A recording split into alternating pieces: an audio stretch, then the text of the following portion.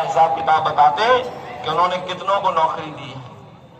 नौकरी दूर, हमारा नौजवान फौज में भर्ती हो जाता था, वर्दी पहनना चाहता है, लेकिन इन्होंने वर्दी पहनना भी दूर कर दिया नौजवानों से जब से अग्निवीर व्यवस्था लाया।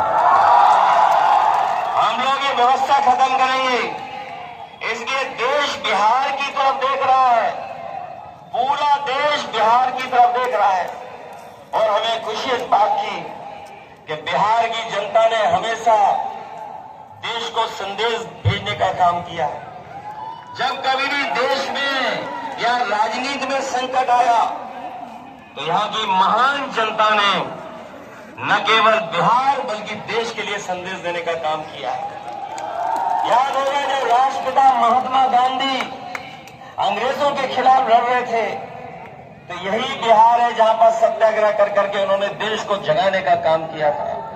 और उसका परिणाम यह हुआ कि अंग्रेजों को भारत छोड़ करके जाना पड़ा।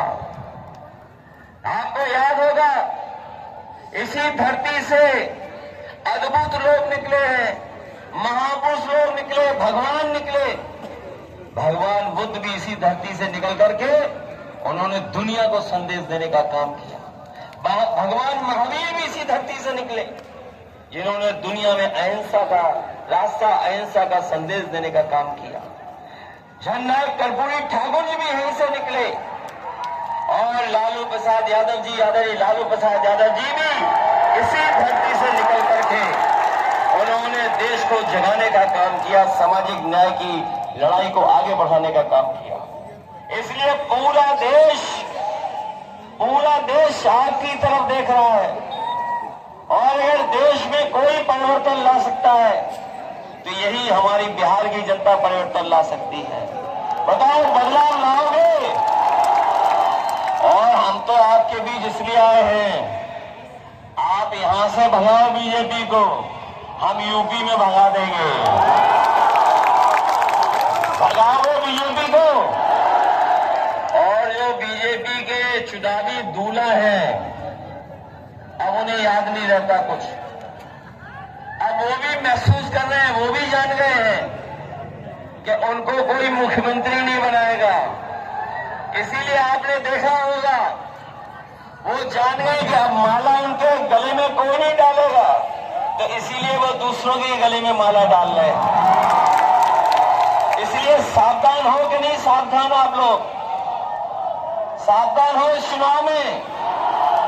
आप लोग नौकरी रोजगार के लिए मदद करोगे तेजस्वी जी की, और फिर नया जो मुख्यमंत्री नई उम्र का बनेगा वो नए लोगों की चाहत क्या है, नए लोगों की लड़ाई क्या वो समझता है।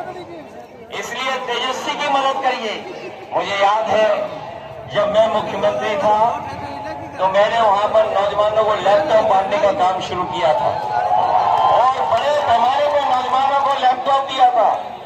और उसका परिणाम ये हुआ कि नौजवान पढ़ाई में भी आगे बढ़ने लगा, दुनिया से जुड़ करके वो अपने रोजगार और काम करने लगा। लेकिन ये भारतीय जनता पार्टी की सरकार आई, उन्होंने वहां लैपटॉप ही बंद कर दिया। और लैपटॉप इसलिए बंद किया क्योंकि जो हमारे जो मुख्यमंत्री हैं उन्हें लैपटॉप चलाना नहीं आता था। पता, नई पीढ़ी के लोग नए जमाने के साथ चल रहे कि नहीं चल रहे हैं? जो जानकारी हासिल करना चाहते हैं, बताओ मोबाइल में जानकारी हासिल हो जाती कि नहीं हो जाती? सामान खरीदना हो तो वहां से हासिल कर लो जानकारी। और कई शहरों में तो खाना मंगाना हो तो खाना भी मंगा लो। बताओ, नई पीढ़ी को नई सोच के साथ आप मुख्यमंत्री बनाना चाहते हो कि नहीं बनाना चाहते हो? इसलिए मदद करिए।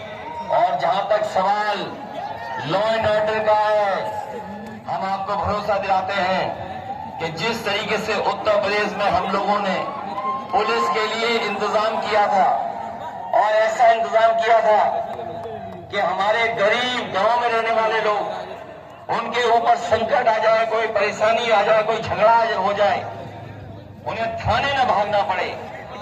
और अगर वो फोन मिलाए तो 5 या 10 मिनट में पुलिस आए और उनकी मदद करे, ऐसा इंतजाम हम लोगों ने किया था।